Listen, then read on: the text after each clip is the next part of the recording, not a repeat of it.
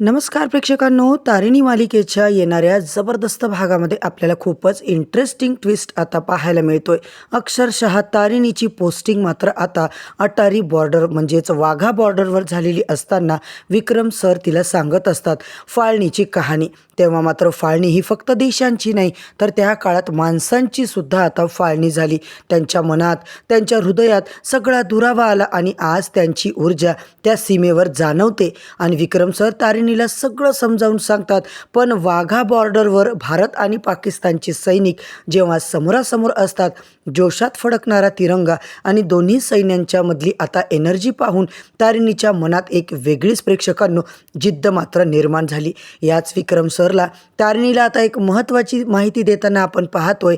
अमृतसरमध्ये घुसलेले काही दहशतवादी आता मात्र तारिणीच्या हाती लागले. अशी काही त्यांची तुडवून प्रेक्षकांनो तारिणीने फजिती केली आहे ना, ते बघणं मात्र फार इंटरेस्टिंग ठरणार आहे.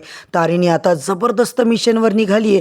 तारिणीला अजिबात कल्पना नाही आहे की या मिशनमध्ये तिच्या जीवाला मात्र आता धोका आहे. कारण एक दहशतवादी सतत तारिणीचा पाठलाग करतोय. तारिणी ज्या पद्धतीने अमृतसरमध्ये फिरतीये, प्रत्येक गोष्टीवर आता बारीक लक्ष ठेवतीये, ऑपरेशन आपलं पुढे पुढे नेतीये आणि त्याच वेळेला प्रेक्षकांनो खूप अनर्थ मात्र घडताना आपण बघतोय. ते म्हणजे तारिणीच्या जीवाला आता धोका आहे. दुसरीकडे मात्र कौशिकीच्या मनात अचानक कशी काय भीती आली, ती केदारला मात्र म्हणते, केदार मला आता एक वेगळीच भीती वाटते. तारिणी खरंच कुठल्या संकटात तर नसेल ना? तर प्रेक्षकांनो कौशिकीला अशी भीती का वाटली? कारण कौशिकीला मिशन तिरंगाची माहिती ऑलरेडी मिळालेली असते. कौशिकीच्या खबरीने म्हणजेच आता मिशन तिरंगाच्या टीममधूनच कोणीतरी बातमी लीक करून कौशिकीला कळवलेली असते. कारण तारिणी बेलसरे तिकडे जॉईन झाली आहे हे मात्र आता कौशिकीला माहिती झाले. केदार आता बॉससोबत बोलताना काळजी व्यक्त करतो. प्रेक्षकांनो सतत तो तारिणीला बोलायचा प्रयत्न करतो. इकडे मात्र प्रेक्षकांनो तारिणीचं लक्ष फक्त आणि फक्त ऑपरेशनवर असतं. आता मात्र केदारला गुरुजींनी सांगितलेली पूजा जबाबदारीने पार पाडायची असते. निशी मात्र अक्षरशः केदारची मजा उडवते. केदारला मात्र खूप संताप येतो आणि निशीची अशी काही वरात केदारने काढली आहे ना. आणि आता मात्र खऱ्या अर्थाने तारिणी ज्या दहशतवाद्यांच्या मार्गावर आहे, त्यांचा पिच्छा करते, त्यातलंच कोणीतरी आता तारिणीच्या मागावर येऊन तिला मात्र प्रेक्षकांनो मारणार आहे. हो, तारिणीला वाचवण्यासाठी केदार आता खरंच वाचवायला येणार का? विक्रम सर तारिणीचा बचाव आता कसे करणार? आणि देशासाठी आपल्या तारिणीचा मात्र आता शहीद होण्याची वेळ मात्र आलेली आपल्याला पाहायला मिळते. तर मंडळी आजचा भाग एवढा जबरदस्त दाखवलाय ना, शेवटपर्यंत नक्की बघा. चॅनलवरती नवीन असाल तर चॅनलला सगळ्यात आधी सबस्क्राईब करा, व्हिडिओला लाईक करा. इकडे जबरदस्त पद्धतीने तारिणीने आपलं डॅशिंगपणाने प्रेक्षकांनो मिशन चालू केलं. आजूबाजूचं मार्केट फिरून तिला मात्र ज्या बाईवर संशय आला होता, ती बाई वेगळ्या प्रकारची भाषा, फरीदाबादी टाईप काहीतरी असं विचित्र भाषा बोलत असते. वेगळ्या वेगळ्या भाज्यांची नावं घेते. बरोबर तारिणी तिच्या मागे जाते आणि तेव्हा मात्र ए भैया तुझे कैसे पता, ये सब्जी मंडी है ना, यहाँ तो झगड़ा होता ही रहता है, ये औरत का झगड़ा देखने को मेरे को बहुत मज़ा आता है.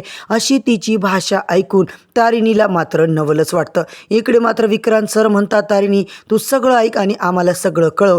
त्या बाईचा पाठलाग करत मात्र प्रेक्षकांनो त्या बाईच्या मागे मागे तारिणी अक्षरशः तिच्या घरापर्यंत पोहोचते.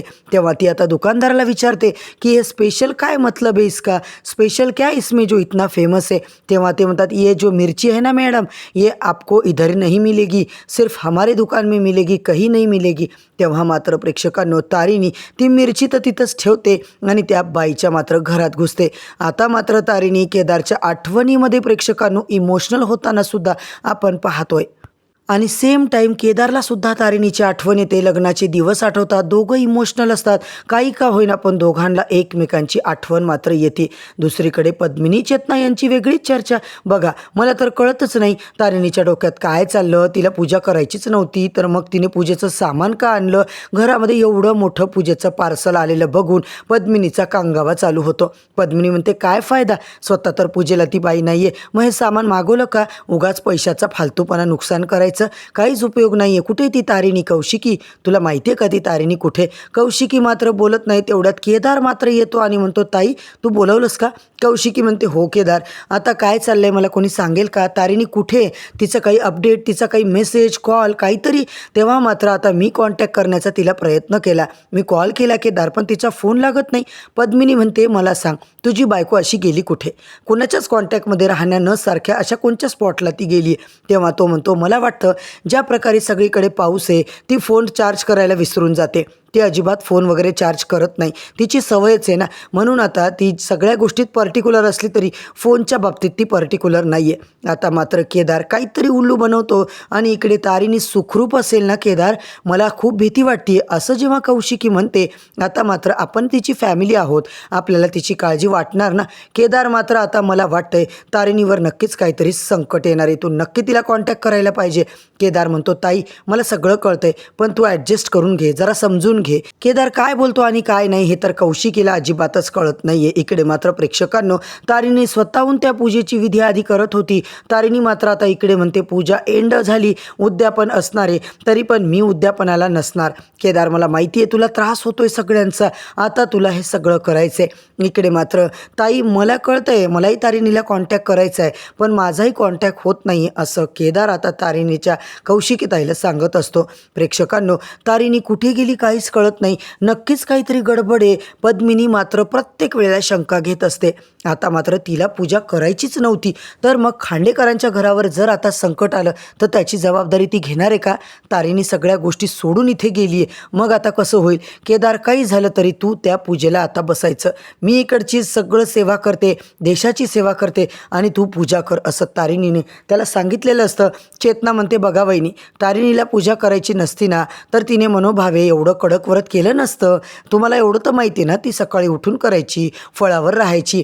अहो तारिणी अशी मुलगी नाही आहे, मला माहिती आहे ती चांगली मुलगी आहे. पद्मिनी म्हणते, हो तुला अजूनही त्या तारिणीचाच पुळका आहे, तुझ्या भाच्याचं लग्न जमवलं आहे ना तिच्या बहिणीसोबत, म्हणून दुसरं काय. इकडे उद्यापर्यंत आपण तारिणीची वाट बघू, नाहीतर आपली आपली पूजा आपण उरकून घेऊ. मला तरी वाटते की ती अजिबात येणार नाही आहे. एक दिवस कॉन्टॅक्टसुद्धा झालेला नाही आहे तिचा. ज्या पद्धतीने ती पळून गेली ना त्याच्यावरून तर तेच वाटतंय की ती आता येणारच नाही आहे. मला बिलकुल तिच्यावर आता भरोसा नाही आहे. स्वतःच्या स्वार्थासाठी काय काय करतात.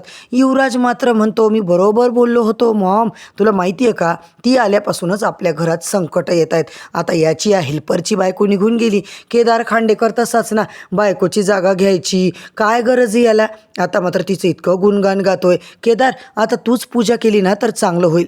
आता मात्र एक काम कर, मी काय सांगतो, पूजा तूच कर. आता मात्र हळदी कुंकू, मग पूजेला तू बस, हळदी कुंकू लाव, निशीसुद्धा बोलायला लागते. तू आता बायकांची ओटी भर, स्वयंपाक कर, नैवेद्य दाखव. कौशिकी म्हणते, युवराज, निशिता काय चाललंय तुमचं, कळतंय का तुम्हाला? भाऊ येतो तुमचा, अजिबात त्याला बोलायचं नाही. तारिणी काय घर सोडून गेलेली नाही आहे, तुम्हाला काही लाज वाटत नाही का असं बोलताना? ताई मला सांग, माझं काय चुकलं, निशीचं काय चुकलं? आता मात्र काहीतरी मार्ग तर काढावाच लागेल ना. उद्या जी पूजा आहे खांडेकरांसाठीच्या संकट न येण्यासाठी आहे ना, मग जर काही संकट आलं तर याला जबाबदार कोण असणार आहे? तेव्हा कौशिकी म्हणते, काय चाललंय तुझं, तुला समजतंय का युवराज, तू काय बोलतोयस? तेव्हा तो म्हणतो, मी जे काही बोलतोय ना अगदी बरोबर. तारिणी गेली, काय माहिती ती पुन्हा वापस येणार आहे की तिकडंच मरणार आहे. कुणाला काहीच सांगितलेलं नाही आहे ना तिने, ना कोणाशी कॉन्टॅक्ट केला आहे, ना कोणाला मेसेज करून कळवलं आहे. आता पुढे काय करायचं? सगळेच घाबरलेले असतात. युवराज मात्र केदारला एकही चान्स सोडत नाहीये बोलायचा. तेव्हा तो म्हणतो, हे बघ केदार, मी काय म्हणतो, तू आता बायकोच्या जागेवर सुपारी ठेव, मेली म्हणून पूजा कर. युवराज, तू थांबतोयस की नाही असं म्हणून प्रेक्षकांनो कौशिकी त्याला चिडते आणि इकडे मात्र केदार फक्त त्याच्याकडे बघत असतो. काहीतरी सोल्युशन काढायचं. केदार आता पूजा करणार आहे, त्यानंतर दुसरं सोल्युशन म्हणजे सुपारी ठेवा. आता ताई बघ ना, मी किती चांगलं ऑप्शन दिलं आहे. इकडे मात्र प्रेक्षकांनो कौशिकी म्हणते, ठीक आहे रे, चला जा आपल्या आपल्या रूममध्ये, अजिबात सजेशन देऊ नका, फालतूपणा करू नका, उद्यापर्यंत बघू आपण काय होतं. जर उद्या तारिणी नाही आली तर आपण काहीतरी डिसाईड करू. पद्मिनी म्हणते, हो तुला फक्त माझ्या पोराच्या चुका दिसतात ग बाई, त्या तारिणी केदारच्या चुका तर तुला आजपर्यंत दिसल्याच नाही. माझ्या पोरावर सारखं ओरडायचं, काय निर्णय घ्यायचा ना तुझा तू घेत बस. इकडे मात्र तारिणीला कॉल आलेला असतो. ती मात्र म्हणते, काय झालं सर, काही अपडेट? तेव्हा ते म्हणतात, उद्याच्या उद्या तुला अट्टारी बॉर्डरवरती यायचं आहे. तेव्हा तारिणी म्हणते अच्छा इंडिया पाकिस्तान बॉर्डर. तेव्हा ते म्हणतात येस ताबडतोब तुला तिकडे यायचं आहे. लगेच तारिणी प्रेक्षकांनो फोन घेते आणि मी वेळेवर सर पोचणार, मला आता पूजा करायची आहे आणि दुसरीकडे वाघा बॉर्डरला जायचं आहे. इकडे गुरुजी आलेले असतात खांडेकरांच्या घरात. काय हो कुठे गेल्या मोठ्या सुनबाई, तिने व्रत केलं होतं ना, मग तिच्याच हातानं उद्यापन करायचे. पद्मिनी मात्र प्रेक्षकांनो एकही चान्स सोडत नाही. अहो आमची मोठी सून पळून गेली आहे घरातून, कोणालाही न सांगता घर सोडून गेली आहे. तशी ती आमची सून थोडी वेंधळीच आहे म्हणा. इकडे मात्र कौशिकी म्हणते तिला एक फॅमिली इमर्जन्सी होती गुरुजी, म्हणून तिला इथे थांबता नाही आलं. दुसरं काही ऑप्शन असेल तर प्लीज तुम्ही सांगा. इकडे मात्र गुरुजींनी सांगितलं होतं पूजा किती महत्त्वाची आहे, घरावर संकट येऊ शकतं. आता मात्र पूजेला इतकं लाईटली तुम्ही कसं काय घेऊ शकता? आता तुमच्या घरावर जर संकट आलं तर कसं होईल? इकडे मात्र संकटाचा प्रभाव, संकट कमी झालेलं नाही आहे. जर ही पूजा प्रॉपर झाली, पूजेचं आता सगळं छान पद्धतीने झालं तरच मात्र आता तुमचं चांगलं होईल. तेवढ्या दयानंद खांडेकर येतात. गुरुजी सगळं बरोबर आहे, माफ करा, पण आमच्या तारिणीचं खूप अर्जंट काम होतं. कोणीतरी खूप संकटात होतं म्हणून त्यांना वाचवायला, त्यांना मदत करायला ती गेली आहे ना. खऱ्या अर्थानं ती खूप चांगलं काम करायला गेली आहे गुरुजी. त्याच्यामुळे तुम्ही आता मात्र काळजी करू नका. त्याच्याऐवजी दुसरं काही ऑप्शन आम्हाला द्या, काहीतरी तोडगा सांगा ना. तारिणी अवेलेबलच नाही तर काय करणार? निशी मात्र म्हणते मी काय सांगते गुरुजी, मोठ्या सुनेने नाही तर लहान्या सुनेने सगळं केलं तर चालते का? मी पूजेला बसले तर चालेल का? पद्मिनी म्हणते हे बघा ही माझी निशी, इतके चांगले संस्कार आहेत ना, सगळ्यांची चिंता असते हिला. नाहीतर ती तारिणी हिचीच बहीण आहे, पण दोघींमध्ये जमीन आसमानचा फरक आहे. अक्षरशः गुरुजी त्या पोरीने नाक कापलं आमचं. आता मात्र निशी आमची व्यवस्थित करेल. गुरुजी आता तुम्ही सांगा काय करायचं? इकडे मात्र प्रेक्षकांनो गुरुजी आता काही सांगणार तेवढ्यात आजचा भाग तर इथेच संपतोय.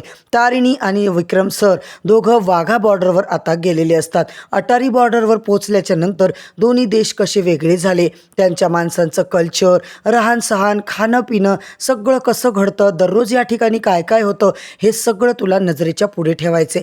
आता मात्र पुढच्या मिशनमध्ये तुला सगळं आठवण राहील की तुला मरायचं नाही आहे तर तुला लढायचं आहे, तेही स्वतःच्या जीवासाठी, स्वतःच्या मातृत्वासाठी, स्वतःच्या मातृभूमीसाठी. आणि हे लक्षात ठेव. दुसरीकडे इकडे कौशिकी मात्र केदारला घाबरून म्हणते केदार माझं मन घाबरतंय रे, काहीतरी गडबड असू शकते. तारिणी नक्की कोणत्या तरी संकटात आहे आणि त्या क्षणी प्रेक्षकांनो तारिणीला कोणीतरी आता तिच्यावर हमला करतो. इकडे तिच्यावर कोणतरी पाठलाग करून जबरदस्त पद्धतीने तारिणीवर हमला झालेला असतो. तर मित्रांनो येणाऱ्या भागात काय नेमकं दाखवणार आहेत हे सगळं पाहायचं असेल तर चॅनलला सबस्क्राईब करा, व्हिडिओला लाईक करा.